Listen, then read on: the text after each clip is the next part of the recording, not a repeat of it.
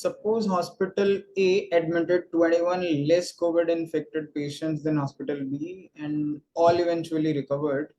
The sum of recovery days for patients in hospital A and B are total 200 or 152 respectively. Average recovery days for patient admitted in hospital A was 3 more than the average in B than the number of admitted in A. Again, an easy one from averages. एक traditional सा simple सा question है, हालांकि calculations थोड़ी tricky हो सकती है, otherwise कुछ भी नहीं है. Let's try to understand. एक हॉस्पिटल ए है, एक हॉस्पिटल बी है. ए में बी से 21 लेस हैं इन्फेक्टेड पेशेंट्स, तो लेट्स अज्यूम ए में x है तो बी में x प्लस 21 होंगे.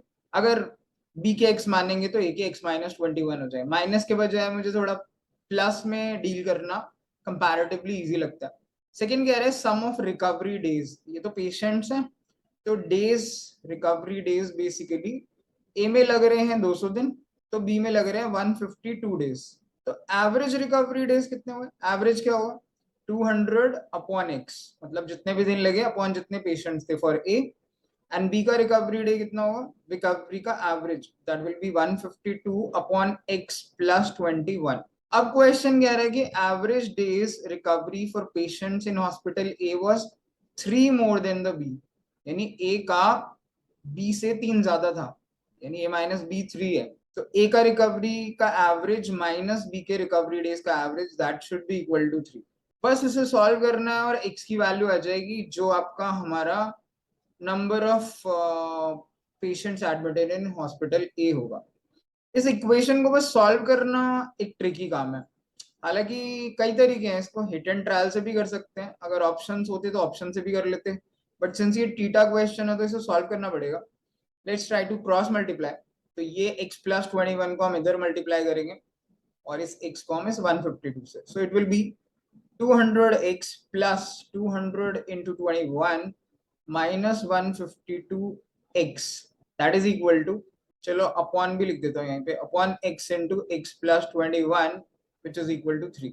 इसको अगला स्टेप यहाँ से लिखते हैं. Left hand side will be, ये 152x है, ये 200x है, so it will be 48x plus 200 into 21. इसे बाद में मल्टीप्लाई करेंगे क्योंकि फैक्टराइजेशन में आसान रहेगा. दैट इज इक्वल टू 3 को मल्टीप्लाई करना है इनसे, तो 3 बाहर लगते हैं, अंदर हो जाएगा.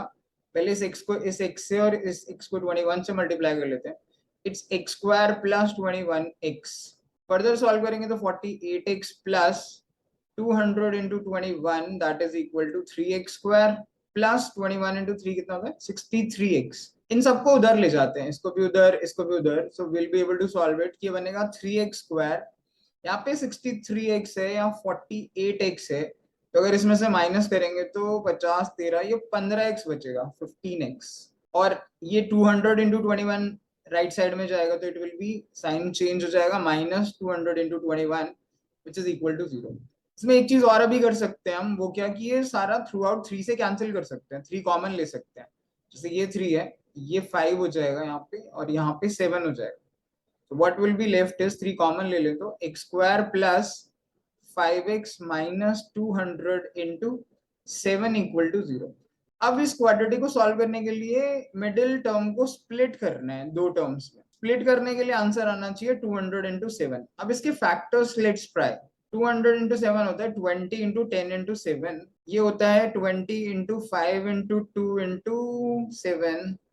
हमें ऐसे फैक्टर चाहिए जिनका डिफरेंस 5 रहे. ये तो डायरेक्ट ही दिख रहा है, 40 एंड 75, दैट्स इट. एक नंबर 40 हो जाएगा, बड़े वाला जो नंबर होगा इसके फैक्टर होंगे plus 40 and minus 35x, plus का 40x एंड माइनस का 35x. अगर इसे ऐड करेंगे तो प्लस का 5x आएगा, मल्टीप्लाई करेंगे तो माइनस का 200 इंटू 7 यानी 1400 आएगा. इसको आप कॉमन लेके भी कर सकते हो, बट मैंने इसका डायरेक्ट भी मेथड बताया था कि ये जो फैक्टर करते हो ना आप, प्लस 40 और माइनस 35, इससे क्या करते हैं, डायरेक्ट रूट निकालने के लिए इन फैक्टर्स के साइन बदलिए, यानी ये माइनस 40 कर दीजिए, इसको प्लस का 35 कर दीजिए, and divided by x square का जो कोफिशिएंट है उससे डिवाइड कर दीजिए. अब एक्स स्क्वायर का कोफिशिएंट तो यहाँ पे 1 ही है, तो डिवाइड करके भी कुछ नहीं आएगा, तो ये एक्चुअली में एक्स की वैल्यूज होंगी माइनस 40 एंड 35. लेकिन पेशेंट्स हैं तो ऑब्वियसली नेगेटिव तो हो नहीं सकते कि माइनस 40 पेशेंट्स थे, तो एक्स की वैल्यू विल बी 35. इसका मतलब है the number of patients admitted in hospital A, that was 35, which is our answer.